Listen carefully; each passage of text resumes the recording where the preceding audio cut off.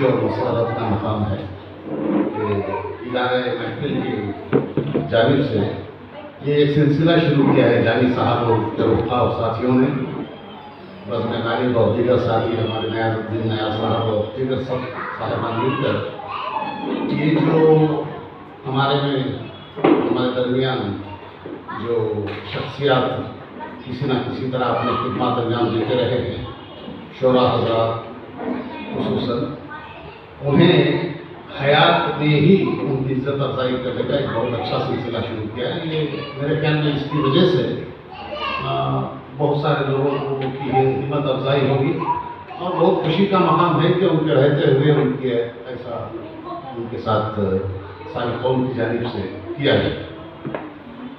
इसी के साथ जनाब नदीम फारूकी साहब, जो उनके बारे में तो तीन साहिबान ने बहुत अच्छे अंदाज में पेश की है बातें, मैंने भी उन्हें वैसे ही पाया है।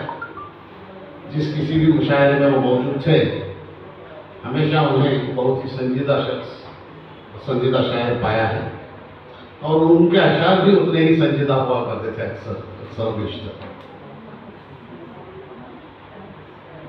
फिर हमारे जानी साहब जो इतना बड़ा प्रोग्राम कंडक्ट किए हैं, शुरू में उन्होंने हम पेश किया, बोल तो मुझे याद नहीं रहते, तो मेरा हाफिज़ा इतना ही है, लेकिन हम जो है बाकी कई जगह मैंने हम सुनी है, कई लोगों के जरिए पढ़ी भी हैं, तो ये बिल्कुल अलग हम तो थी। बड़े मौसिर और कुरान मजीद में अल्लाह ताला फरमाता है कि तो मुझे उस अल्लाह के उस आयत से ये मिलती जुलती नज़र आई, वो ये कि दुनिया मेरी आयत से भरी पड़ी है, दुनिया मेरी आयत से भरी पड़ी है, बहुत सारे गुजर जाते हैं, बहुत सारे लोग गुजर जाते हैं, मेरे बंदे वो हैं जो इन आयत पर गौर करते हैं और कहते हैं कि या अल्लाह तूने ये बेकार तो नहीं बनाया, बातिल तो नहीं बनाया। ये जब वो पढ़ रहे थे हम तो ये मुझे आयत बार बार याद आ रही थी। बाकी मैं बहुत ही कदर की निगाह से देखता हूँ, उनको लिखने के लिए भी बहुत कुछ एहसास और दमाग चाहिए। माशाअल्लाह बहुत खुशी हुई साहब हम सुन के। और इसी मौके पर एक जानी साहब ने एक बात कही, मेरा तारुफ कराते हुए, वो ये कि मैं हर महफिल में शरीक रहता हूँ उर्दू की।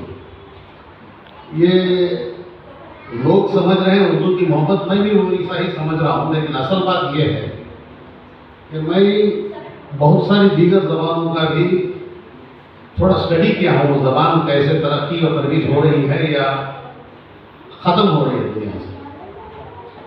जैसा कि आप सब जानते हैं, हिंदुस्तान में कभी कभी कोई फिक्र बताया जाता है, लेकिन ये अक्सर बताया जाता है कि तकरीबन 8600 से ज़्यादा ज़बानें और बोलियां मिलाकर हिंदुस्तान में हैं। सिर्फ वो ज़बानें जिनके अल्फ़ाबेट हैं, रस्मुल ख़त हैं, वो 3000 कुछ है, 600 या 800 या कुछ है। और जिन्हें लिंग्विस्टिक्स कहा जाता है, लैंग्वेज पे गौर करने वाले और उसके साइंस पे काम करने वाले, उनके मुताबिक बहुत सारी ज़बानें रोज़ाना ख़त्म हो रही हैं। हर दिन कोई ना कोई ज़बान मादूम होती जा रही है, दुनिया से ख़त्म हो रही है। और दीगर चंद ज़बानें ऐसी हैं जो कई सालों से हैं, लेकिन उनका रस्मुल ख़त नहीं है। हमारे कर्नाटक में ही कोंकणी है, अब तक वो अंग्रेजी में या कन्नड़ में लिखी जाती थी।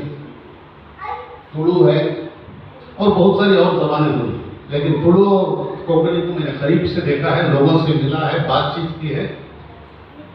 और हमें और आपको मालूम होना चाहिए, खुसूसन उर्दू वालों को, कि उस जबान के जानने वाले बहुत कम, मुसलमानों को अगर कंपेयर किया जाए तो 1/10 भी नहीं है। 20 हिस्से में एक हिस्सा होंगे तादाद में, उतने ही है। लेकिन क्या हमें ये जानकर बहुत ताज्जुब होगा कि इस जमाने में जहां उर्दू को अंग्रेजी में लिखकर पढ़ रहे हैं बच्चे, अंग्रेजी में लिखकर उर्दू पढ़ रहे हैं, उर्दू के अल्फाज भी अंग्रेजी में लिख रहे हैं, क्योंकि उर्दू पढ़ना लिखना नहीं जानते। कोंकणी और तुलु वाले अपने जबान का रस्मुल खत बनाना शुरू किए, सिर्फ इसलिए कि उनमें एजुकेशन ज़्यादा हुआ है और हालात सुधरे हैं, माली हालत भी अच्छी हुई है, और वो चाहते हैं कि उनकी ज़बान को मज़ीद तरक्की व तरोीज की जाए। दूसरी बात यह है कि जो भी कौम उसकी ज़बान अगर छीन जाए या छूट जाए तो फिर उसकी पूरी हिस्ट्री उससे छीन जाती है, उसकी पूरी तारीख छीन जाती है। और मुसलमानों की तारीख बहुत शानदार है। मैंने देखा रेड्डी जनसंघ है, रेड्डी जनसंघ आप और हम जानते हैं, तकरीबन 20-25 साल पहले मेरे बहुत सारे रेड्डी दोस्त हैं। नागर के फसल डालते, फसल आई तो खाते, फसल नहीं आई तो ऐसा ही रहना पड़ता था। जमीन रहती थी और जमीन सिर्फ उगाने के लिए, और खुद जाके काम करके उगाते, खुद खाते, अगर ज्यादा आ गया तो सब बांट के खाते, बाकी जिस साल बारिश नहीं हुआ या फसल नहीं हुई तो वैसे ही रहते। आज सबके सब करोड़पति हैं। वजह ये कि वो ज़मीनें जो हैं अब वहाँ शहर आ गए, तरक्की हो गई, आबादी आ गई, इसलिए करोड़ों रुपये हर किसान को आ गए। अब उनको ये सोचना पड़ रहा है कि उनकी हिस्ट्री कैसे बहुत उम्दा हिस्ट्री बताई जाए। इसके लिए उन्होंने बहुत सारे संघर्ष बनाए हैं और बहुत सारे प्रोग्राम्स करते रहते हैं, और उनका शुरू होती है हिस्ट्री वेमन्ना से। वेमन्ना उससे पहले और क्या था वहाँ कुछ नहीं था, और उसकी फोटो डालने के लिए वो जरा शर्मा थे, फिर भी उसको डाले बगैर दूसरा चारा नहीं। उनको गिराने के लिए या कम करने के लिए नहीं कह रहा हूँ, बल्कि उनसे सबक सीखने के लिए ये बात मैं कह रहा हूँ। किसी दूसरी कौम को गिराना, कम करना या उनका मजाक उड़ाना ये हमारे लिए वैल्यू की बात नहीं है। लिहाजा उनसे सबक सीख सकते हैं। सबक ये है कि वेमन्ना का कि अगर आप लोगों में से किसी ने तस्वीर देखी है तो वो ये है कि ये पैर ऐसा रख के दूसरा पैर ऐसा रख के बैठे हुए हैं साहब, वो रेडियो के बड़े हैं, और कहीं कोई कपड़ा नहीं नजर आता। जहाँ लाइन क्लॉथ या तो गोसी बांधना है वो एरिया तो नहीं नजर आता, पैरों में छुपा है वो है। अभी आप ही सोचें, आने वाली नस्लें उनको किस शान और शौकत से याद करेंगी या देखेंगी, किस नजर से देखेंगी। और अगर वो बदलना चाहे तो क्या करें? अगर उसको उसको तो भुला नहीं सकते, वो बहुत बड़े शख्सियत है उनके लिए। क्या हमारे लिए कोई ऐसी एक मिसाल हमारे में नजर आएगी मुसलमानों के लिए? एक मिसाल जहां हमें ये सोचना पड़े कि भाई इसको जरा बाजू रख के दूसरा कुछ करेंगे ताकि लोगों में थोड़ी शान शौकत हो। ऐसा नहीं है, हर चीज बहुत ही उम्दा, बहुत ही शानदार। यहाँ तक कि जंग आज़ादी में हिस्सा लेने में हमारे लोग सबसे आगे। हर किसी की फोटो उस वक्त की अगर मिल जाए तो वो देखें तो एकदम हर कोई इज्जत करना ही पड़ेगा मजबूर है।